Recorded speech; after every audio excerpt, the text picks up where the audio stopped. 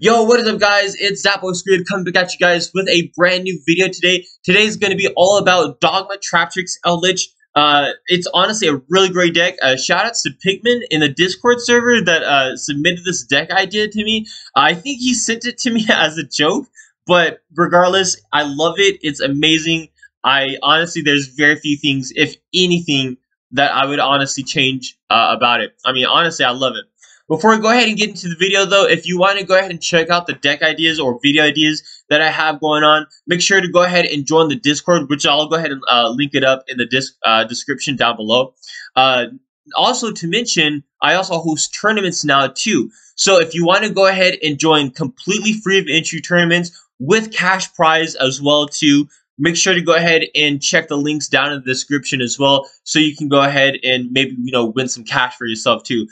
Great competition. It's honestly all set up. I really think it's nice. So make sure to go ahead and check that out if you're interested as well too. And let's go ahead and get straight into the video. So today's going to be all about these three archetypes all meshed together. First off, let's just go ahead and kind of just describe what each archetype kind of does in conjunction with another. So we already got Traptrix in here. Traptrix is known for one of its combos it's known for is the Shade Brigandine combo, where normal summon either Mantis or Mammalio, add a card from the deck to hand, set Shade Brigandine, go into Sarah, and then activate Shade Brigandine, and then special summon Mammalio, which is it'll have to force its effect since it's mandatory, and then go ahead and set a trap hole down, and then you'll set up a rank 4, most preferably Rafflesia, or if you want to go ahead and go into Redoer or Abyss Dweller as well too. That's totally fine. Other than that, though, what really makes the Traptrix shine a lot is that one of the other archetypes that actually goes in conjunction with this is Eldlich, and Eldlich has a couple of normal trap cards as well too. Well, actually, no, my bad, sorry, Eldlich, Jesus Christ. But so they do have a couple of normal trap cards as well too. Honestly, I really like it. Not to mention, you also have Dogma, which also has their own normal trap card. Honestly, these two trap cards, well, this one not so much, because this actually restricts you into zombie monsters, which is one of the things. So I mean, not really, but Dogma Punishment is one of those trap cards that can activate the Sarah's effects if you want to. Other than that, though, we have a slew of trap hole cards. We have Traptrix Hole Nightmare, which is pretty good, if you're trying to set up for the opponent who uses effects from special summon monsters. Also, Gravedigger's Trap Hole is really good if you want to go ahead and stop those monster effects. Then we also have Floodgate Trap Hole, which is really good, just trying to set a monster face down, prevent it from activating its effects or using it as material. Really good. And then we also have just standard floodgates over here. Well, not floodgates, but just interruptions. Compulsory evacuation device. We got 2 of them. Honestly, 2 is fine. I mean, I feel like maybe 3 might be unneeded, but I mean, I don't know. 3 Shade Brigandine, because you're really trying to activate Sarah's effect. And then we have 3 Conch and 3 Hawkero. Other than that, though, we also have Pot of Extravagance too. Pot of Extravagance is kind of iffy with this deck. When I was kind of testing it out, I feel like, Pot of Prosperity could have also worked as well too. Also considering that you have a lot of mini 1-ofs in this deck, except for Sarah, because that's the most important card. I don't know. I feel like Prosperity could also work, but I mean, it's to each their own, really. 3 Cursed Eldland as well too. This one is just kind of standard. In Eldlich decks, it's the Rhoda. Other than that, we just got the standard Dogma package, which is just We're only running 1 Ecclesia and 1 Fleur-de-Lis, and then 3 Disciple of Nadir. You'll see that in the side we have the other Dogma, which is Maximus.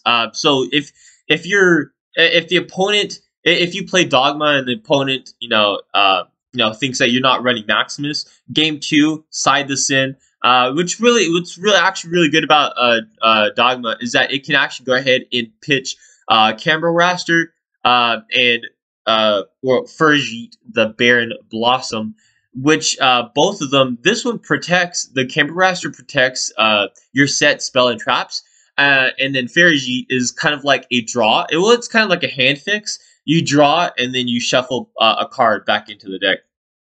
Other than that, though, we're running for the extra deck. We're running 1 Atis, 1 Zeus, 1 Gustav Max, 1 Pleiades, 1 Reduer, 1 Abyss Dweller, 1 Refleger for the Sarah combo, access code for game, and then Blackluster Soldier, Soldier of Chaos for because you use it with Eldlich, and then also because Tri Brigade exists.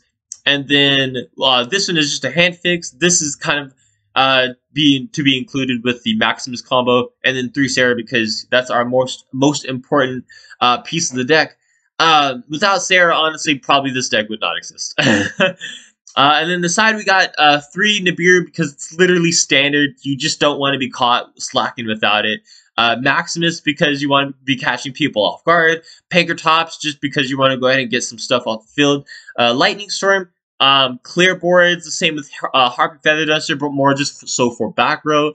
DRNM, just to go ahead, just in case if you're going second and you don't get to go first. And then evenly, the same thing too, but with back row as well. That's going to kind of do it for the deck profile. Let's go ahead and go into the replays that I got set up. So this is the first replay. I kind of did a couple of misplays in these replays. So don't take these replays like they're literally the exact same thing that you're supposed to do. One of the things, I'll kind of describe them as I go, but I know I for sure messed up on some of them. A couple of things here though is that I'm just trying to kind of showcase what it can do. Right now I'm just going against the bot in these replays. So like I would probably wait on that trap hole. Don't activate it on Night Owl. Other than that, I mean, like that right there. I mean, save the conch. You know what I mean? Because that was probably a little bit too much. Here I was just trying to go ahead and get Mermelio, but it didn't really activate. So, yeah. So honestly, I really like the Dogma Traptrix Eldlich deck. I mean, honestly, I really like it. Here, I honestly, I feel like I should have probably linked off Eldlich to kind of, and then get rid of Cursed Eldland so I could attack with all monsters. I probably had game like a turn before. And then the same thing right there too. And then here's kind of where I do close off game. Yeah, so yeah, getting a Haketo for 1 more. I guess not. No, yeah, but yeah, I did kind of make a couple of misplays, so don't take it like take it with a grain of salt. This one's actually against Dark Magician as well too, just to kind of show you what to kind of do in certain matchups. Obviously, when going against like stuff like Dark Magician where they rely on their spell and traps, make sure to go ahead and activate a Tease or something like that. Yeah, so here I go for the Eldlich pop to go ahead and pop the rod. Yeah, so and then here I'm going to go ahead and banish Elixir to go ahead and get this, and then activate Eldlich from the grave to go ahead and attack for game. And that's actually going to be doing it for that replay. That's actually all the replays I kind of do have.